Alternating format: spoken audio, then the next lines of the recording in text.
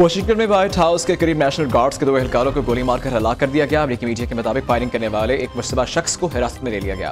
White house के press secretary Karoline lewd ने कहा कि सदर ट्रंप को फायरिंग के वाक़े से मुतालिक ब्रीफिंग दी थी। व्हाइट हाउस को आरजी तौर पर बंद कर दिया गया है। अमेरिकी सदर ने वाक़े पर रद्द देते हुए नेशनल गार्ड के एहलकारों से फायरिंग करने वाले शख्स को जामिर करार दे दिया। ट्रंप ने खबरदार किया कि नेशनल गार्ड के एहलकारों पर फायरिंग करने वाले शख्स को भारी कीमत चुकानी होगी। रोनाल्ड रेगन एयरपोर्ट पर ऑपरेशन कुछ देर मुअत्तल रहने के बाद बहाल कर दिया गया। फायरिंग करने की वजह अब तक सामने नहीं आ सकी।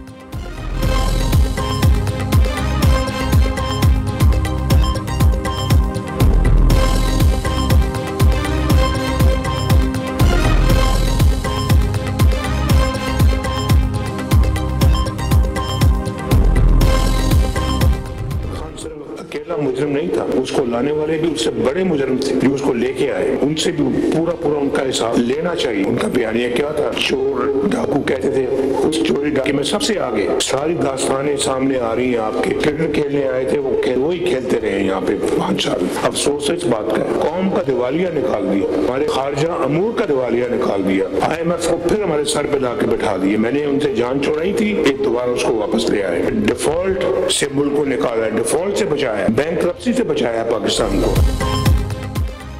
बानी पीटा को लाने वाले भी मुजरिम हैं। बानी को लाने वालों से हिसाब लेना चाहिए। नवाज शरीफ का मुतालबा दूसरों को चोर डाकू कहने वाले खुद चोर साबित हुए।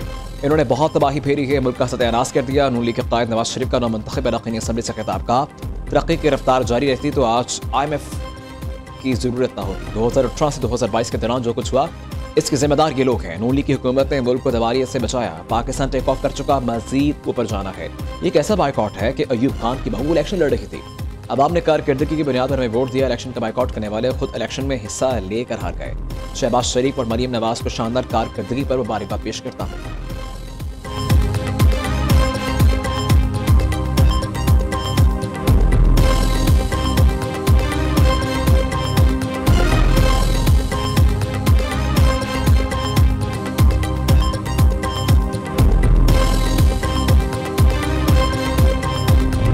साफ हो रहे हैं, गलियां साफ हो रही हैं, सड़कें साफ हो रही हैं, तो लोग ये देख रहे हैं। इसीलिए माशाल्लाह मुस्लिम लीग नून को वोट मिला है। इस फाउंडेशन पे नवाज शरीफ साहब की 40 साल की सियासत खड़ी है।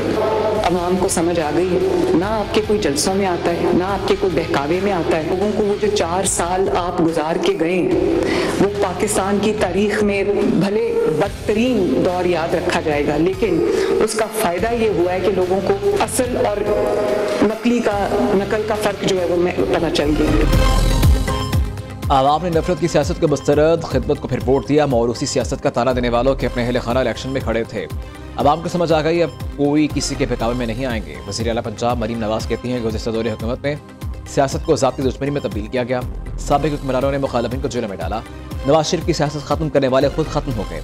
साजिशें करने वाले तारीख के खिताब में बंद हो गए। आवाम को समझ आ गई मुल्क की बका की चाबी नून लीग के पास है।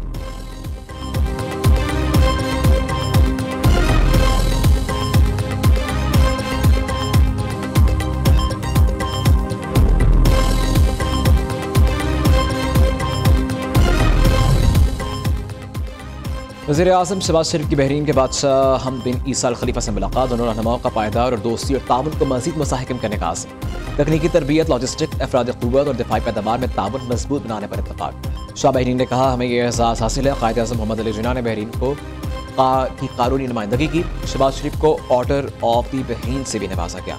वज़ीर आज़म का कसरुल कसीबिया पहुँचने पर वली अहद शहजादा सलमान बिन हमद ने इस्तक़बाल किया। शहबाज शरीफ को गार्ड ऑनर पेश किया गया।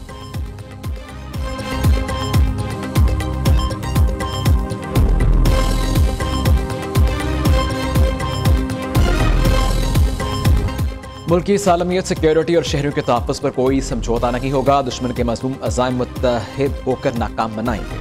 पाकिस्तान एक अहम मुल्क अपना मुकाम ज़रूर हासिल करेगा। वाक़या में पाक फ़ौज की कारकर्दगी से मुल्क का वक़ार बुलंद हुआ। कौमी सलामती के तहफ़्फ़ुज़ के लिए दायरे पुराज़म है। पाक फ़ौज वफ़ाक़ी और सूबाई हुकूमतों के साथ ताउन जारी रखेगी। आम इस्तेहकाम और मुल्की खुशहाली के लिए मुश्तरका काविशें इंतहाई अहम है। इन मार्शल सैयद आसिम मरीर का GHQ में नेशनल सिक्योरिटी वर्कशॉप के शुरका से खिताब। वफ़द को पाकिस्तान की अंदरूनी और इलाक़ाई सिक्योरिटी सूरत हाल पर ब्रीफिंग दी गई।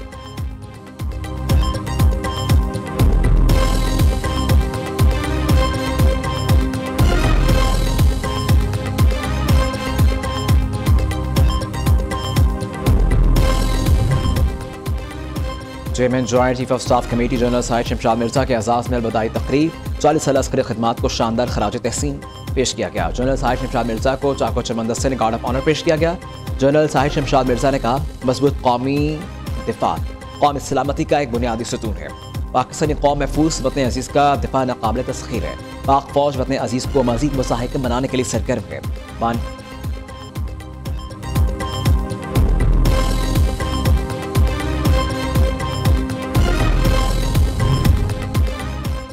बानी पीटीआई को डबल बेड और मखमली बिस्तर मुयस्सर। बानी पीटीआई का खाना बाहर से आता है। बानी को जो खाना दिया जाता है 5 स्टार होटल में भी दस्तयाब नहीं। बानी पीटीआई टीवी पर मर्जी के चैनल भी देखते हैं। वर्जिश की मशीनें भी मौजूद हैं। वज़ीर दिफा ख्वाजा आसिफ का एक्सपर्ट बयान, कहा अल्लाह से डरना चाहिए, वक्त की मलकियत किसी के पास नहीं। हम तो ठंडे फर्श पर सोते थे, खाना जेल का मिलता था। जनवरी के महीने में हमारे पास गर्म पानी नहीं होता।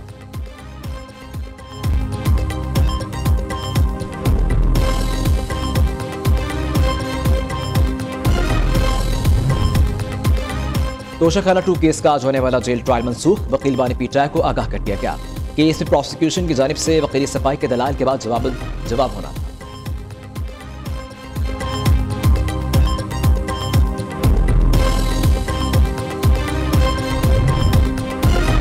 26 नवंबर एहतजाज केस हलीमा खान आरसी अदालती तहवील में लेने के बाद जमानत पर रहा। हलीमा खान एटीसी रावलपिंडी से बाहर निकली तो खवातीन पुलिस एहलकारों ने तहवील में ले लिया। अदालत ने रिमार्क्स दिए कि आप बरवक्त अदालत आ जाते तो शायद ऐसा ना होता। हलीमा खान कमरा अदालत में मौजूद और आज़ाद हैं। दूसरी जानिब 4 अक्टूबर एहतजाज केस में साबिक अपोजिशन लीडर उमर अयूब पे इश्तिहार करार।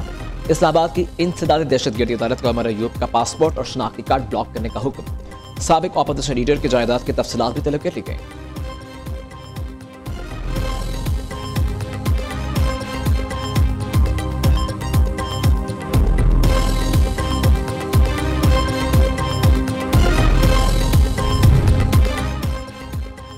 क्या हर काम तौहीन अदालत के बाद ही करना है? जिस डीसी को अदालत ने सजा दी उसे सदर मेडल पहनाता है। जब तौहीन अदालत का नोटिस करूंगा तो इसी वक्त हथकड़ी लगाकर जेल भेज दूंगा।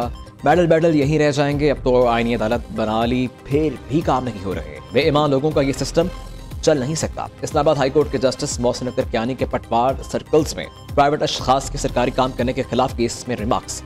जिला इंतजामिया को दोबारा दुरुस्त इश्तिहार जारी करने का हुक्म दे दिया।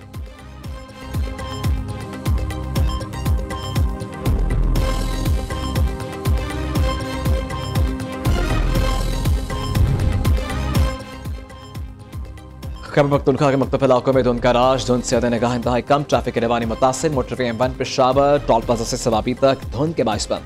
खुश्क सर्दी बढ़ने के बाइस स्मोक और धुंध की शिद्दत में इजाफे का खदशा। PTF ने अलर्ट जारी कर दिया।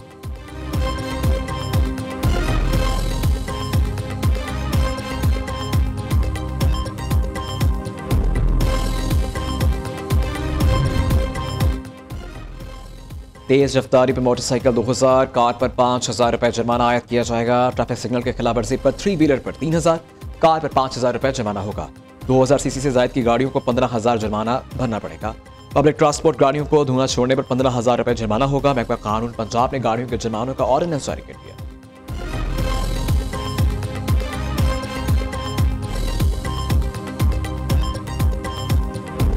कोई भी फेडरेशन, कोई मुल्क, उसका कुछ भी निज़ाम हो, जो सोशल साइंटिस्ट हैं, जो आपकी पॉलिटिकल साइंस के लोग हैं, वो इस बात पे जोर देते हैं कि अगर कोई मुल्क बनेगा तो उसकी 7 जिम्मेदारियां हैं जो उसे अपने अवाम के लिए करना है।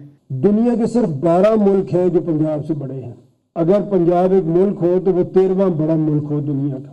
41 कंट्रीज हैं जो खैबर पख्तूनख्वा से ज़्यादा बड़े हैं। 42nd लार्जेस्ट मुल्क हो सकता है। अब जब हम ये काम करते हैं, जब हम अपने एडमिनिस्ट्रेटिव यूनिट्स को उस तरह से नहीं बनाते जिस तरह उन्हें बनना चाहिए, तो फिर उसके कुछ नतीजे निकलते हैं। एक शहर में बैठकर पूरे सूबे को कंट्रोल करना मुमकिन नहीं। इतनी ज्यादा आबादी के साथ किसी सूबे में तरक्की नहीं हो सकती। बड़े सूबे में अमन अमान को बरकरार रखना भी चैलेंज है। सियासी जमातों के मंशूर में नए सूबों का जिक्र शामिल, मगर इस पर अमल नहीं होता। चेयरमैन पंजाब ग्रुप में आमिर महमूद का एपसेप के ज़ेर-ए-तमाम कराची की निजी यूनिवर्सिटी में आगाही सेमिनार से खिताब का। जब भी किसी की हुकूमत आती है तो सबसे पहले बल्दियाती निज़ाम खत्म किया जाता है। गुड गवर्नेंस, आवाम की बेहतरी और मुल्क की तरक्की के लिए हमें छोटे सूबों के मॉडल की तरफ जाना होगा।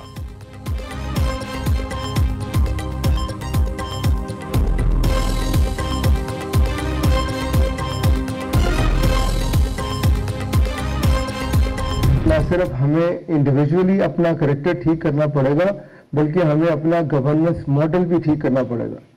ये गवर्नेंस मॉडल हमें कुछ नहीं देने चला। हमें अपने छोटे सूबों को स्मॉल एडमिनिस्ट्रेटिव यूनिट्स में डिवाइड करना पड़ेगा। और ये मियाँ साहब कोई एथनिसिटी पे ये बात नहीं कर रहे, ये फैक्ट्स, फिगर और लॉजिक पे बात कर रहे हैं।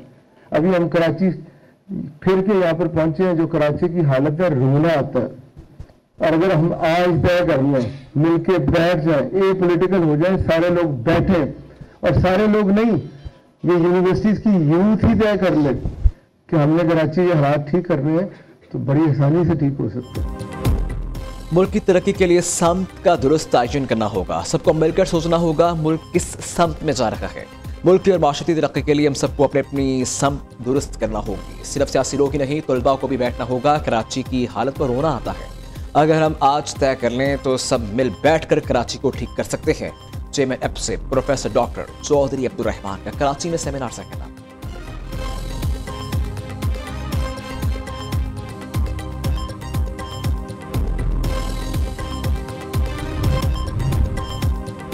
हांगकांग में कसीरुल मंजिला रिहायशी इमारत में खौफनाक आतिश ज़दगी। आग से झुलस कर 36 अफराद हलाक और 279 लापता। हलाक होने वाले अफराद में 4 फायर फाइटर्स भी शामिल।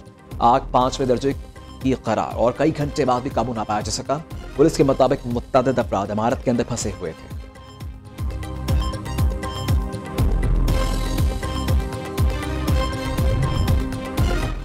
दुबई एयर शो में भारतीय लड़ाका तैयार तेजस की तबाही। आर्मीनिया ने भारतीय तैयारों की खरीदारी मुअत्तल कर दी। आर्मीनिया और भारत के दरमियान $1.2 बिलियन का मुआहदा होना